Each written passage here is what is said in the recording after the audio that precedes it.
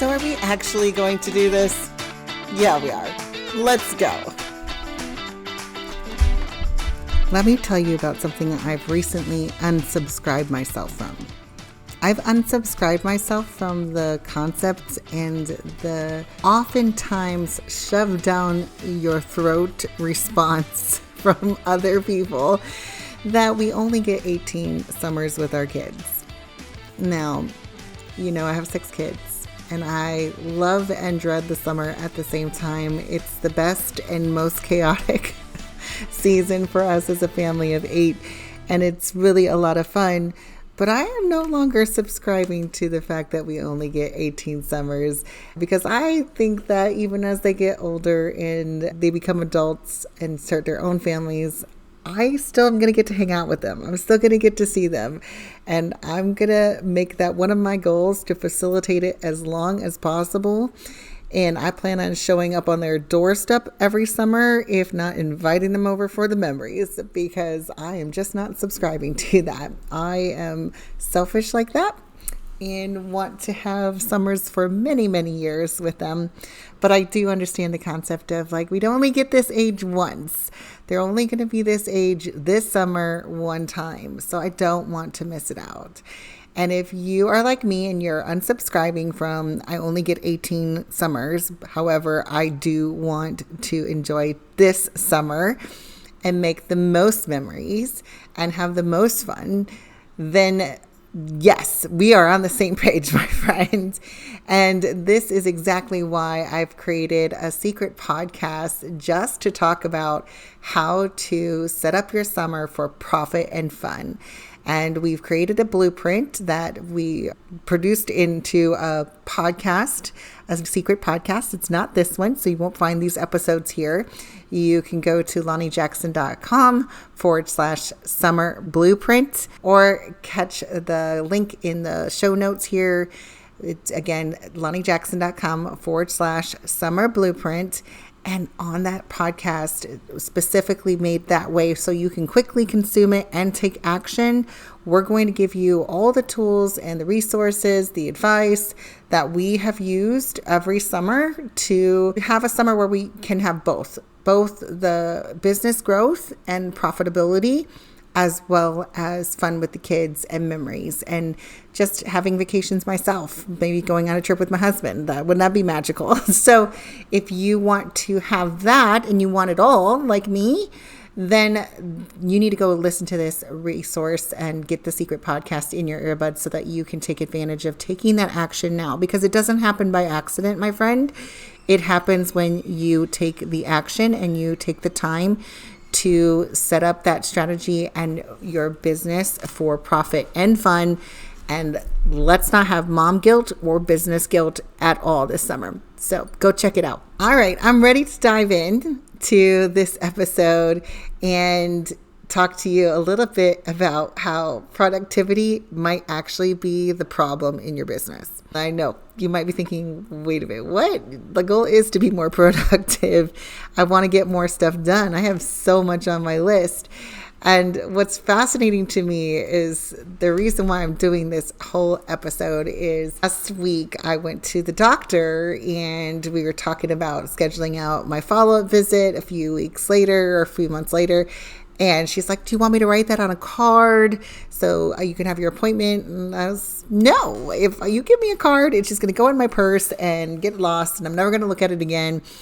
If it doesn't go on my phone, it doesn't exist in my life. And that brought up the conversation of how we used to carry around paper planners.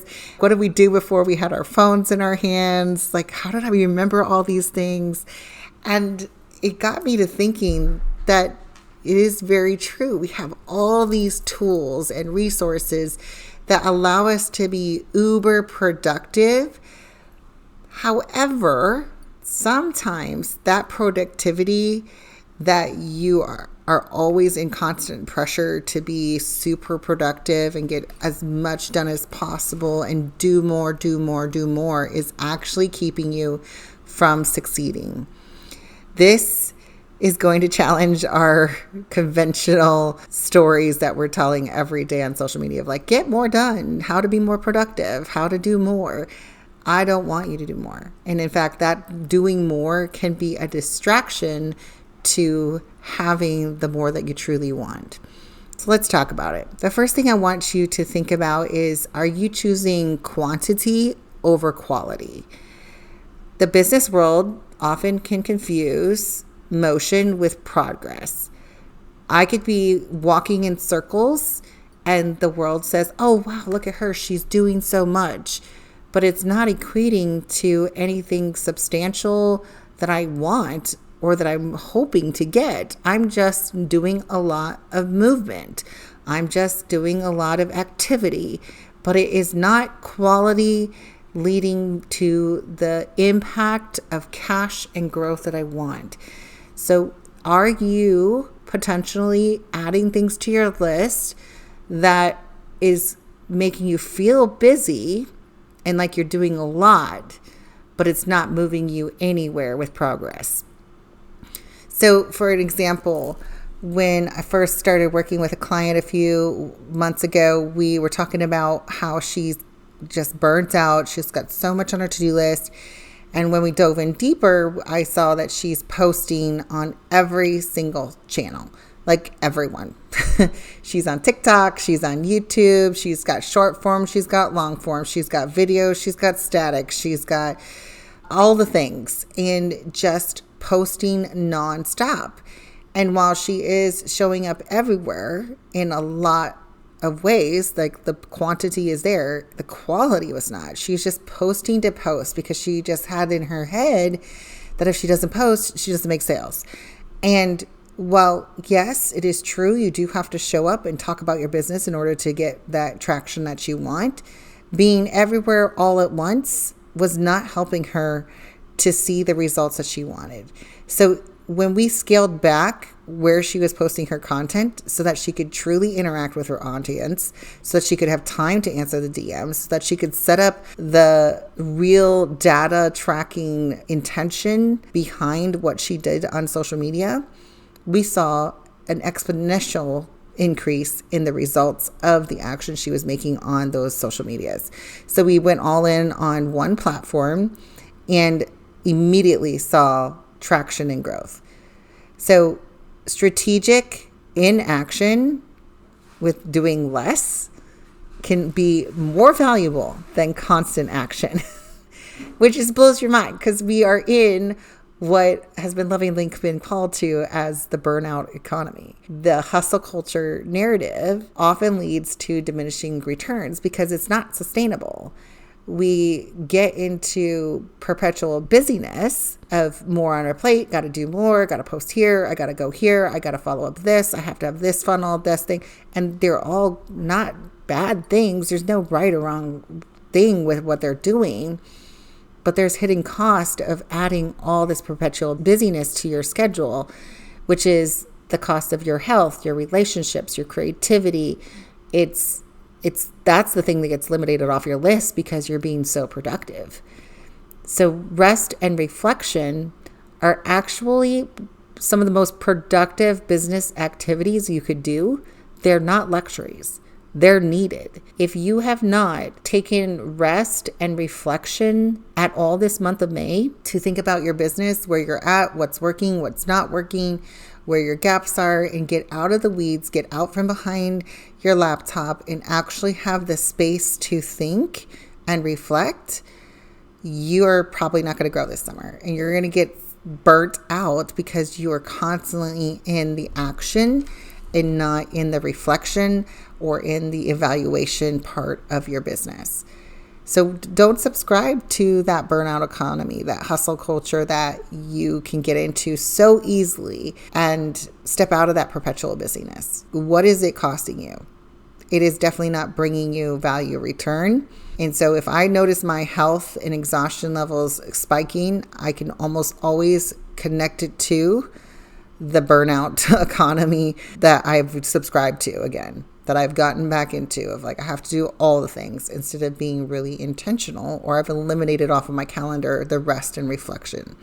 So it might be time to put some of that back on your calendar, which is why every summer, I really make it a point to take time to rest and reflect about my business so that I can come into the fall, our busy season, with clarity and action ready to go instead of reaction when things aren't working or are overwhelming. That's the difference. So we talked about quality versus quantity.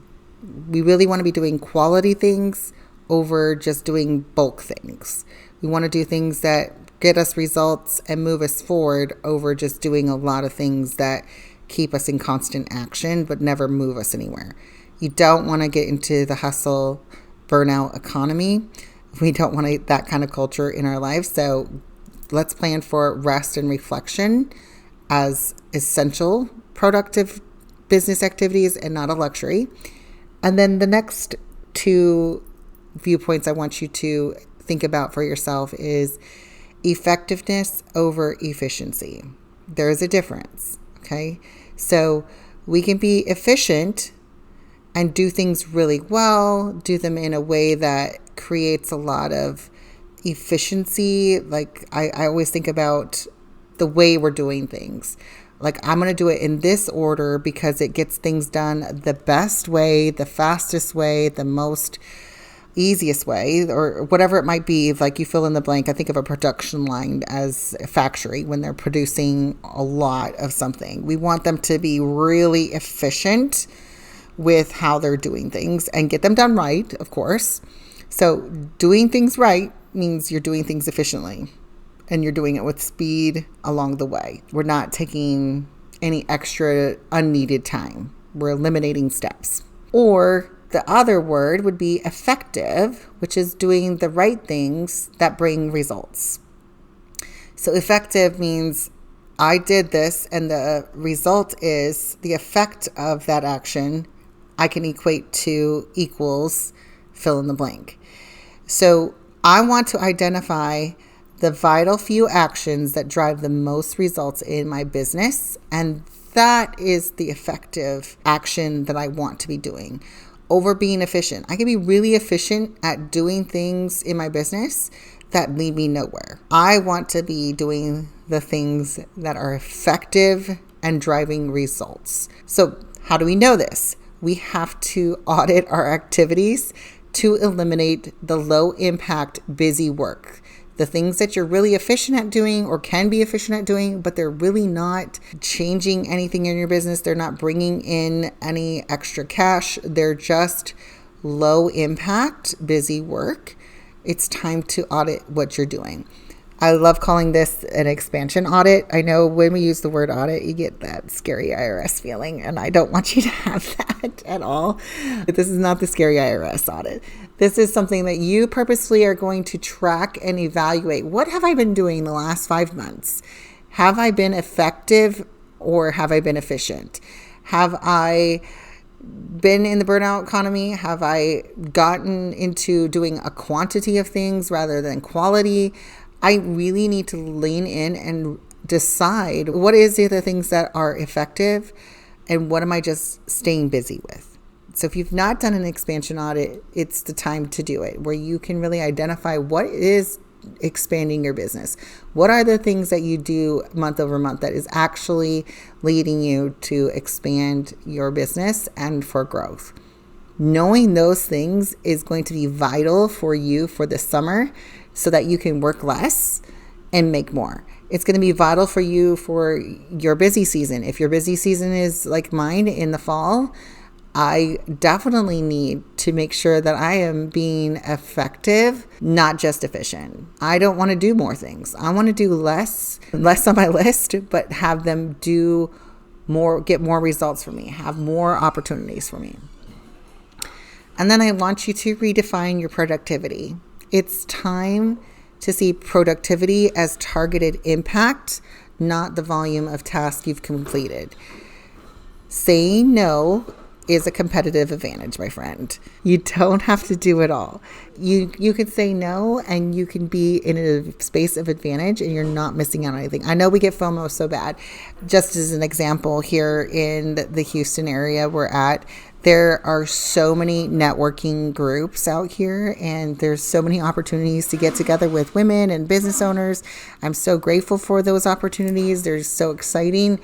But I could be doing something for breakfast, lunch, and dinner, and happy hour and coffee every day of the week just to network, which could grow my business. But if I did all of them, it actually would be a distraction rather than a productive action.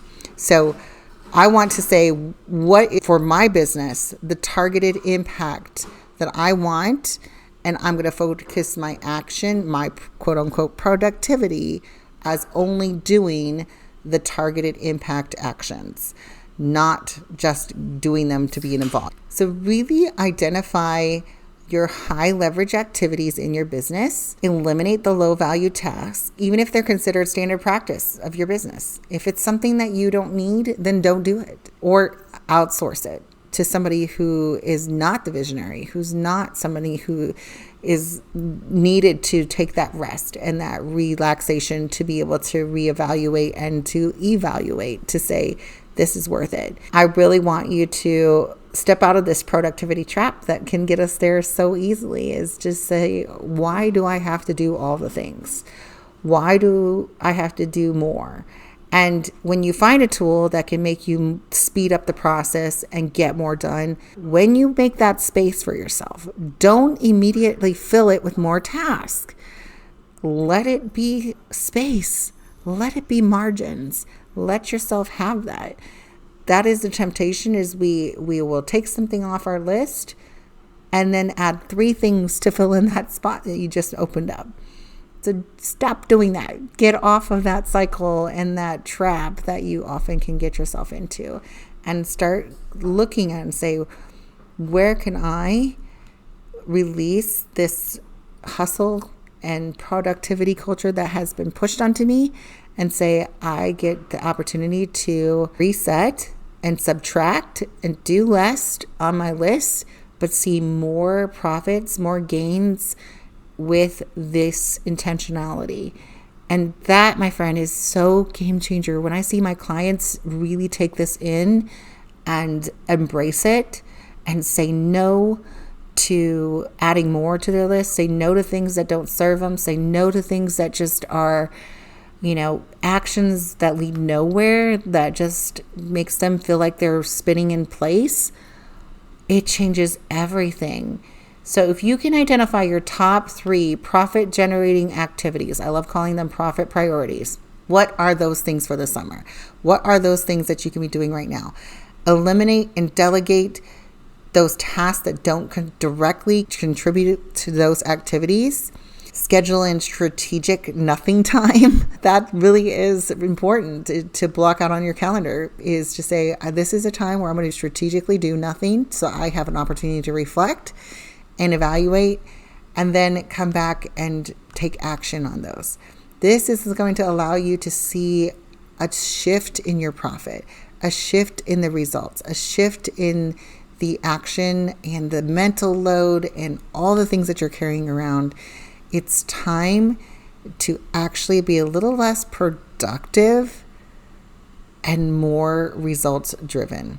So if you've been stuck in that hustle and you feel like, I just have so many things to do, and you're really good at doing them all, maybe it's time to stop and do the things that matter.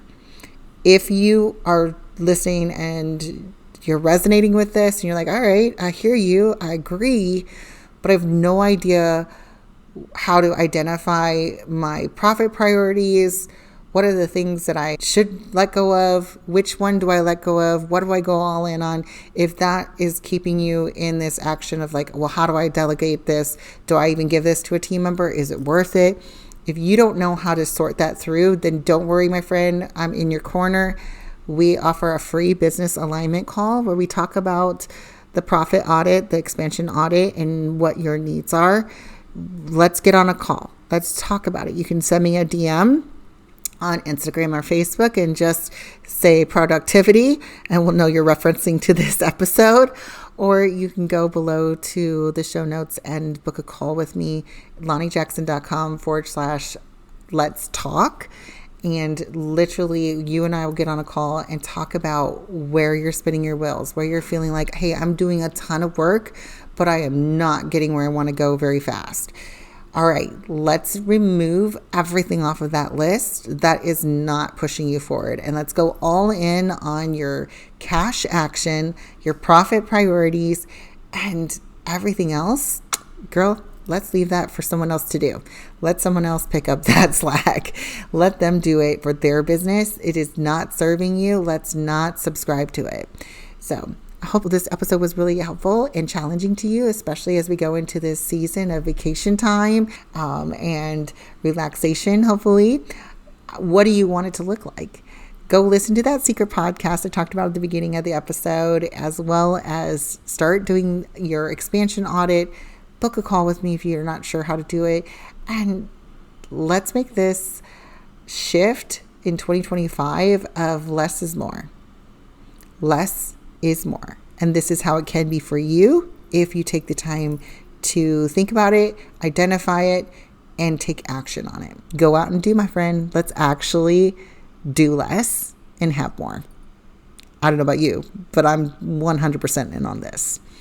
All right, I'll see you next week on another episode. Have an amazing, beautiful day. Thanks for actually joining us today. I hope it inspired you to actually take the action to step into the empowered CEO that you are and getting more of the results that you want. Before you go, I have a quick favor. Leave us a review and take a screenshot of this episode and share it with your friends and on your favorite social media channels. Don't forget to tag us, the podcast, and Lani J. Jackson. And we'll see you next week on another episode.